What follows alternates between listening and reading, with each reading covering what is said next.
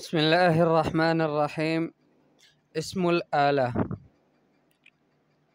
اسم الآلة هو اسم مشتق يدل على آلة صدور الفعل. یہ وہ اسم مشتق ہے کہ جو صدور فعل کے آلے پر دلالت کرے. فعل کا صدور ہوا، فعل صادر ہوا، کس چیز کے ذریعے سے صادر ہوا، کس آلے کے ذریعے سے صادر ہوا، اس آلے کو بتائے. وَيَأْتِي عَلَى ثَلَاثَةِ أَوْزَانٍ، یہ 3 وزنوں پر آتا ہے. مفعل، مفعلۃ، مفعال. تصریف ہو اس کا گردان، ٹھیک ہے.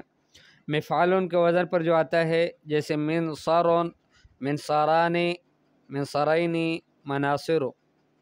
منصر مفرد کے لیے، منصران اور منصرین تثنیہ کے لیے، حالت رفع اور حالت نصبی اور جری، اور مناصر جمع کے لیے. اس کے بعد دوسرا وزن تھا مفعالۃ، تو منصرۃ، منصرتان، منصرتین، مناصر. بالکل اسی طرح سے منصرۃ مفرد مؤنث کے لیے، منصرتان تثنیہ مؤنث حالت رفع میں، اور منصرتین تثنیہ مؤنث حالت نصبی اور جری میں. اور اس کے بعد مناصر وہی جمع آتا ہے جس طرح پہلے والے میں آیا تھا. اور تیسرا وزن جو اس کا ہے وہ مفعال ہے. تو منصار، منصاران، منصارین، مناصیر. یہ بھی اسی طرح سے مفرد، پھر تثنیہ حالت رفع، پھر تثنیہ حالت نصبی اور جری، اور مناصر آخر میں جمع.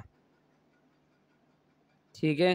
یہ تو اس میں اعلیٰ کے عام اوزان ہو گئے 3.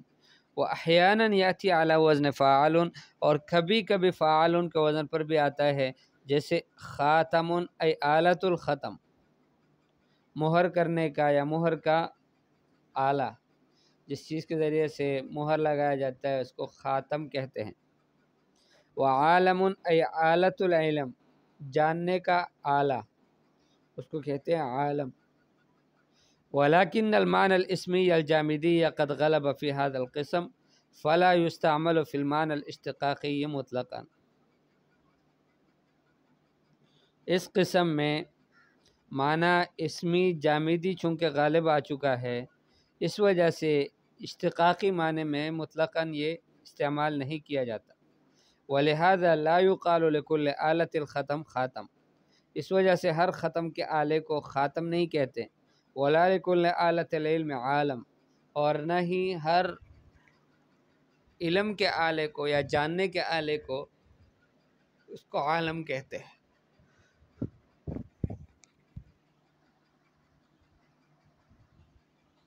اس کے بعد ہیں اسم الظرف.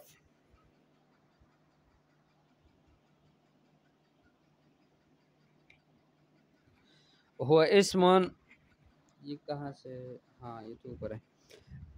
اسم الظرف هو اسم مشتق يدل على مكان صدور الفعل او على زمان صدوره. اسم ظرف یہ وہ اسم مشتق ہے کہ جو دلالت کرتا ہے فعل کے صدور کی جگہ پر یا فعل کے صدور کے زمانے پر.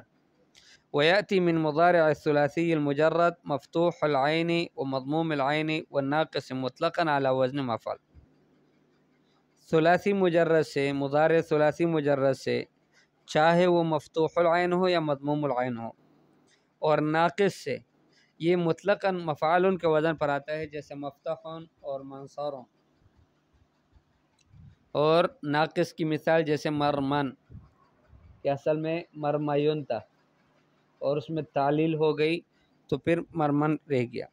ویأتی من مکسور العین والمثال مطلقاً علی وزن مفعول. مکسور العین سے اور مثال سے. مثال کیا مطلب؟ یعنی جس کا پہلا کلمہ جو ہے فعل مضارع کا وہ حرف علت ہو.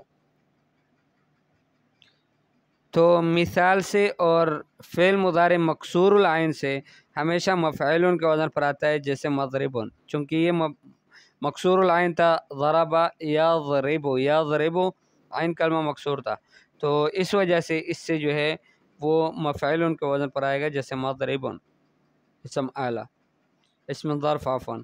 اور موقع، یہ آخر میں چونکہ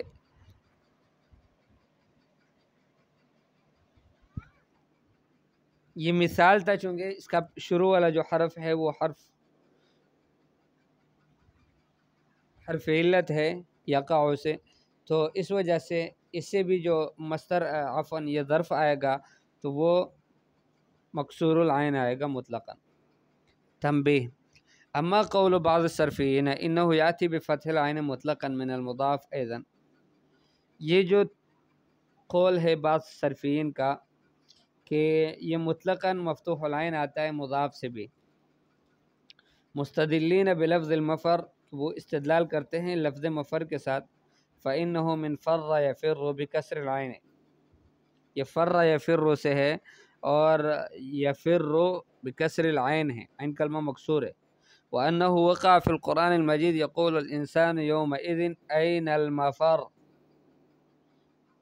ٹھیک ہے، فقولهم هذا ليس بصحيح، یہ ان کا دعویٰ ہے، تو ہم کہتے ہیں کہ ان کی یہ بات صحیح نہیں ہے۔ فقولهم هذا ليس بصحيح، ان کی بات صحیح نہیں۔ صحیح کیا ہے؟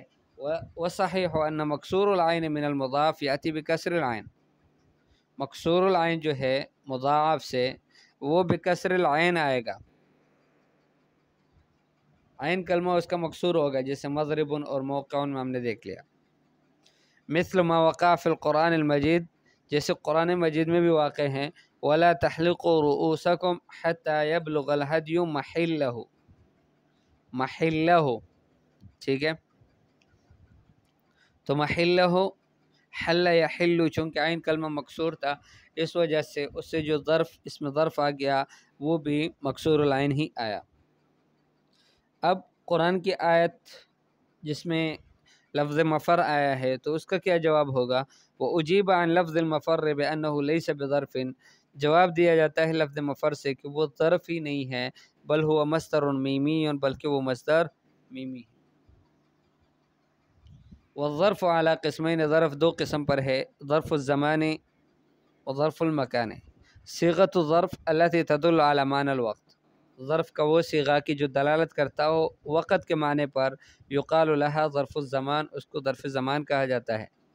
اور صیغۃ الظرف التي تدل على معنى المکان، وہ صیغہ ظرف کا کہ جو مکان پر دلالت کرتا ہے، یقال لها ظرف المکان، اس کو ظرف مکان کہا جاتا ہے۔ اس کا گردان مضرب، مضربان، مضربین، مضارب۔ الاسئلہ: ما هي الصفة المشبہہ وما الفرق بینها وبین اسم الفاعل وضح ذلك بالمثال، صفت مشبہہ کیا ہے، اس میں اور اسم فاعل میں دونوں میں فرق کیا ہے، اس کی مثال کے ذریعے سے وضاحت کر لیں۔ صرف الصفة المشبہہ واذکر اوزانها عن ظہر قلبک، صفت مشبہہ کو بات یاد کرو، یعنی اس کا گردان کرو، اور اس کی جو انواع اوزان ہیں ان کو اپنی یاد سے، عن ظہر قلبک، اپنی یاد سے بیان کر لو۔ عرف اسم الآلہ واذکر اوزانها ومعانیها، اسم آلہ کی تعریف کرو اور اس کے اوزان اور اس کے معانی کو ذکر کرو۔ وأي معناها قد غلب على سائرة معانیها، اور اس کا کون سا معنی ہے کہ جو اس کے دوسرے سارے معنوں پر غالب آ گیا ہے، اس کو بھی بتاؤ۔ عرف اسم التفضیل و اقسامہ مع ذکر الامثلہ، اسم تفضیل کی تعریف کرو اور اس کے اقسام کی مثالوں کو ذکر کرتے ہوئے۔ اذکر اختلاف البصریین فی وزن اسم الظرف من المضاعف مدللا، بصریین کا اختلاف ذکر کرو اسم ظرف کے وزن میں مضاعف سے، مدللا عفوا دلیل کے ساتھ۔ ولا تنس محاکمۃ صاحب الکتاب بین ہؤلاء الاجلہ، اور ان دونوں علماء کے نزدیک، یعنی صرفیین اور دوسرے جو اس کے علاوہ علماء ہیں، ان کے نزدیک صاحب کتاب نے کیا فیصلہ کیا ہے اس کو بھی نہ بولنا۔ التمارین: میز صفت المشبہۃ واسم الآلہ والظرف، صفت مشبہہ، اسم آلہ، اسم ظرف، ان تین چیزوں کی تمیز کر لو علم۔ وطبق اوزانها علی الصیغ الآتیہ، اور اس کے تمام اوزان کو آنے والے صیغوں پر اس کی تطبیق کر لو۔ عظیم، فقیران، سکر، غضب، عذب، خرساء، اہیف، ضریب، فقیہ، ریان، اس طرح سے یہ سب ہے۔ استخرج صفت المشبہہ واسم الآلہ والظرف من الآیات والجمل التالیہ، آنے والے جملوں سے صفت مشبہہ اور اسم اعلیٰ اور ظرف کو نکالو، وطبق اوزانہا علی صیغہا، اور اس کے اوزان کو ان کے صیغوں پر تطبیق کر لو۔ کون سا وزن کون سے صیغے پر فٹ ہے؟